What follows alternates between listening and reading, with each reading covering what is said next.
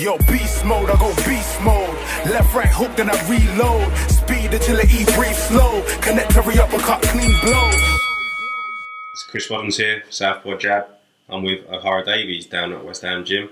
Been a bit of a turbulent time for you at the moment, Ohara, hasn't it, with the split from Tony? It has.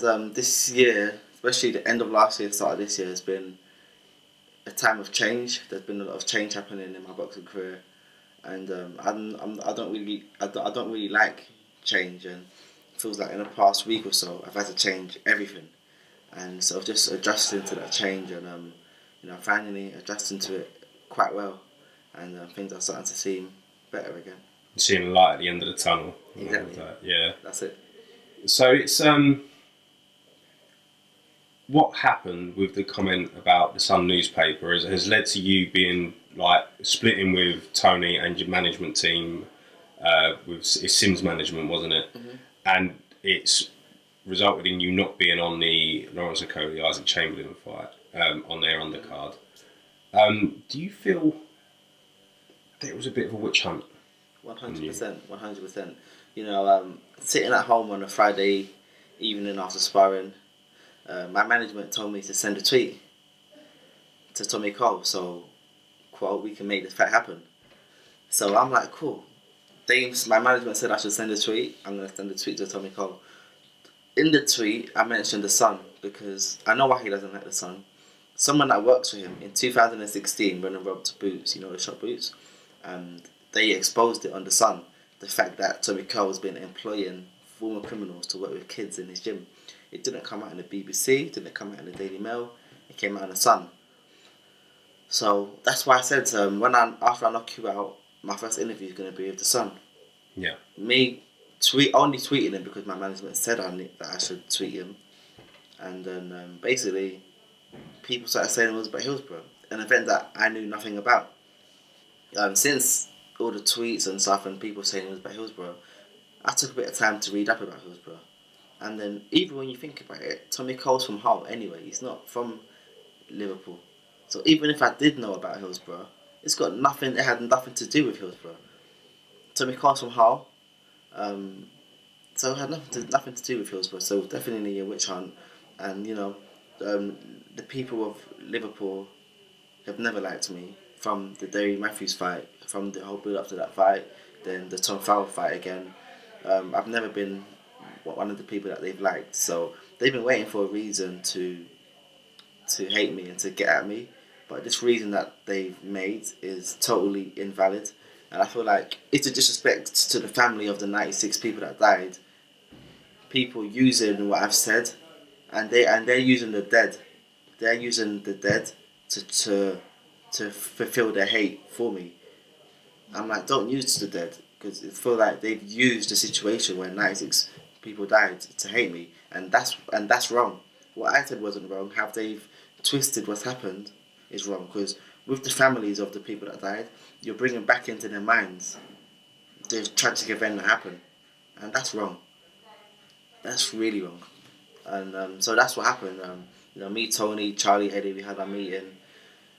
We sat down and spoke about what's next, if there is a next for us working together. And as I said, basically I want time to think. We're gonna go home, have a think, and see what I want to do next. The gym door was open for me, but after thinking about everything that happened, I thought it might be best if we just go our own ways.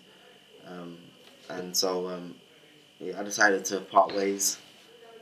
So it was your decision to leave the Sims, not that you were dropped as it was reported? It was my decision to leave, totally my decision to leave.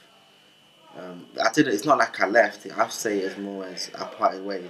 Leaving someone means you left because you don't like them, or there's a massive issue, or they wasn't a good coach. Tony Sims is a fantastic coach, and he didn't drop me. The same way I would never say I left him, because I didn't really leave. We chose to part ways because I think we both felt like it was the best option for us. But Tony's not the kind of man that will say leave or I'm kicking you at the gym. So Tony said, the gym door's open for you, because he's a good man. And I felt like in his heart he probably felt the same way I felt. Too much has happened. Even though it was such a small space of time, too much happened. So I just sent a text saying that I'm gonna just do my own thing, start my own journey. I couldn't go back into that gym. It wouldn't feel like a loving environment anymore. It wouldn't feel like a home. I feel like a gym is meant to feel like a home. That gym wouldn't have felt like a home at all. Okay. And you spent your whole pro career with Tony down at the gym, at his gym. Is there any regrets that it's parted now, that you've not achieved your potential with Tony, who you turned over with? My whole thing with Tony, I wanted to make him proud. You know, Tony's always been a man that cares about his fans, and he cares about me a lot. Cared and still cares about me, I hope.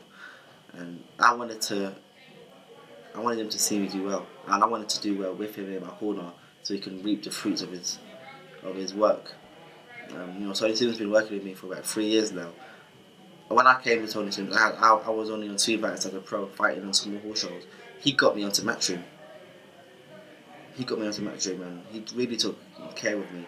So it's sad that I feel like at a time where my career is about to reach its peak, we've had to part ways, because then he hasn't got to reap the fruits of his work.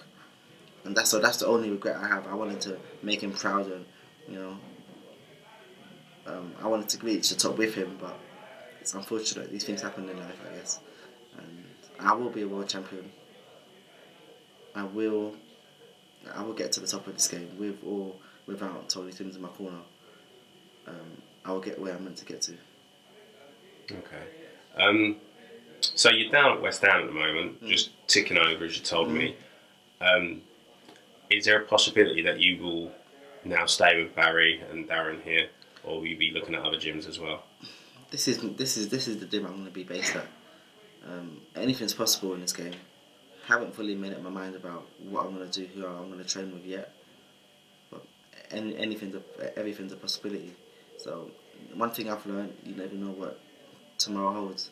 You asked me, if you spoke to me 2 weeks ago, I would have said, mate, I've got 15 more years with Tony Sims. Now, 15 days later, and that's history. So I've learned just to take each day as it comes. I don't know what tomorrow holds. Okay, that's fair enough. And on the promotional front, are you still a Matchroom fighter? I don't know. I haven't spoken to Eddie since I've left Sims. I sent him a text. I haven't heard back from him. But he spoke the other day on Fight Hype, and he said they asked him. He said, "Will we work with Ohara Davies again?" Yes. So he's willing to work with me. Then again, I've got different options. Matchroom have built me up to such a place, and they've made me such a name now, where, not being cocky, but what promoter wouldn't want me? Every promoter wants me. Not only in England, every promoter wants me. I can go out to the States right now and get signed tomorrow. I can stay in England and get signed to another promoter tomorrow or today. So I've been with Matchroom for 3 years now, and I'm the kind of guy where I'm like, if we've been working together, I wouldn't want to leave unless I have to leave. With what happened, the statement that Eddie put out wasn't as bad as the one that Charlie and that Tony put out. That's why I felt like I had to part ways with Tony and Charlie, because of the statement. They totally disowned me. If Eddie disowned me, I would even understand, because it's more just business. Even me and Eddie, we get along. We have a laugh every now and again when I pop down the Matchroom office. But I understand it should be more business with Eddie than it should be with Charlie and Tony. So if anyone was going to disown me, it should have been Eddie. But no, the people that wasn't meant to disown me are the ones that publicly disowned me. Not privately, they publicly disowned me. So that's why I could continue working with Eddie Hearn. But then again, I have got options elsewhere. I've got offers elsewhere. But now for me in my career, the way I see it now is all different now. I think at first I saw it as, it's all about loyalty. If you're with these guys, stay with these guys until the end. But when people show me, when human beings showed me that they haven't got the same heart that I've got, I'm like, fuck it. I'm gonna have the same heart you've got. And with everyone now, it's just business. With everyone, it's just business. Because there ain't no friendship in this game. Okay, and you're saying you felt like you were publicly disowned by the Sims, both Tony and Charlie. Did you hear from them before they put out that public statement? 100%. They both phoned me. They believed I was innocent. They believed I was totally innocent. But obviously, they're getting phone calls from their friends up in Liverpool, their friends up north. They're getting phone calls, so they felt pressured by the people to publicly disown me, just to let everyone know we don't condone with the words that Ohara Davies spoke because of their friends. What love? Tony Tim's got to look out for himself first and his family. He's got to look out for his family, so I can understand why he had to publicly, or why he publicly disowned me, because he's got friends up there and stuff. So I can understand why he done that, which is why I'm not angry. I'm just disappointed. I feel like you meant to have your fighters back through thick and thin. Even though I didn't say anything wrong, the people twisted my words, but they went with the people. They should have been with me. They should have been like, no, listen, Tommy Cross from Hull, Ohara Davies said X, Y, Z. His management, i.e. us, we told him to send up a tweet to Tommy Cole. They didn't tell me what to say. They told me to send up a tweet. So, in my opinion, that's what should have been done. But obviously, they got to look out for themselves. I've got to look out for myself. So, I can understand. Okay, do you feel they were strong-armed, like forced almost into that decision to drop you for the future, or to suspend you in that situation? Because that's what it come out. That's what their statement was. Yes, they was forced to. They didn't really want it. I don't think that they wanted to suspend me. They suspended me because it made the people see it and be like, yeah, Tony Sims and Charlie Sims, they're still our friends. That's why they done it, just so the people could feel like, yeah, they're still our friends. Were they forced to do it? No, I won't say it was forced. I'll say they were pressured. Some people fold under pressure. Some people don't. Some people have their fighters back through thick and thin. Some people don't. That's just what that shows me. But at the end of the day, whatever I say, it's just me being honest. They felt like they had to publicly do that to protect themselves and their brand. And I feel like I've got to be honest and expose the whole situation to protect myself and my brand. And that's why I'm just being honest about the whole thing. It's explaining what really happened. They believed I was innocent. Even on the phone, they phoned me, we believe you didn't know anything about Hillsborough. It happened before I was born. I'm a boxer, not a football player. What do I know about football? I can't name you 5 football players right now that play in the Premiership. I can't name you 3 players right now that play in the Premiership.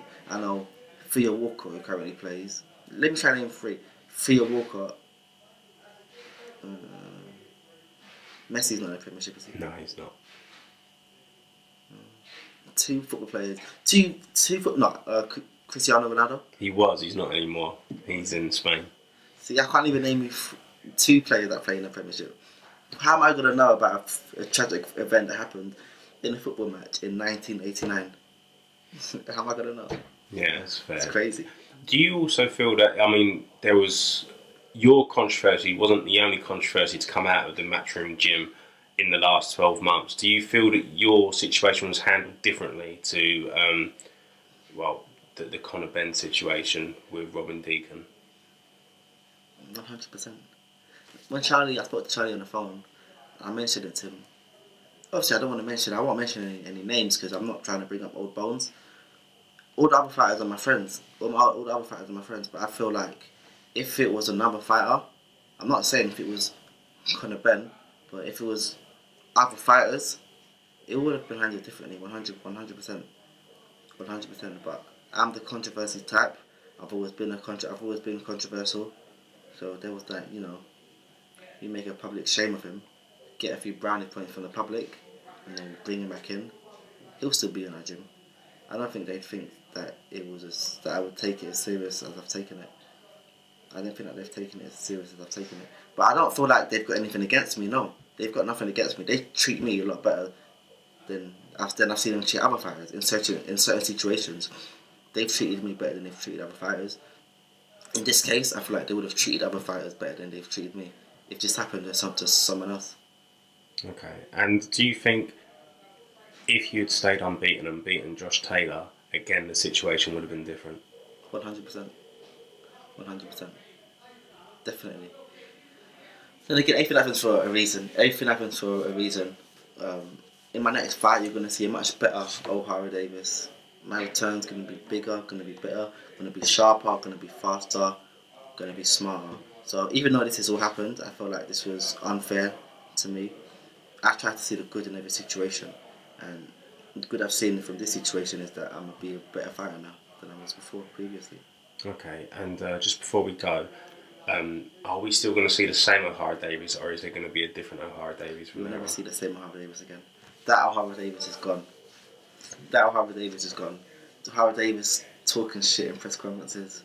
I was encouraged to talk shit at times. I was encouraged to talk shit. I thought that the same people that were encouraging me to talk shit were people that will have my back if talking shit went bad. I haven't been me at times. I've been me trying to self-fight, trying to please those above me. Now I'm not trying to please anyone above me. I'm trying to do what's best for me now. Because now I know I've got to look out for myself and myself only. But I'm not trying to please anyone. I'm not selling no fights. I would sit there in a press conference. I would look at my opponent in his face, smile, tell him he's a good man, tell him I hope you have a good day, and I would shake his hand. They will never see the same Marvel Davis again because they didn't appreciate, they didn't value, they didn't respect the entertainment that I gave them. So because of that, I'm taking it all away. Okay, well, brilliant. Well, thanks for your time, Ohara. We look forward to seeing what happens next in your career. So, thanks for your time. Thank you.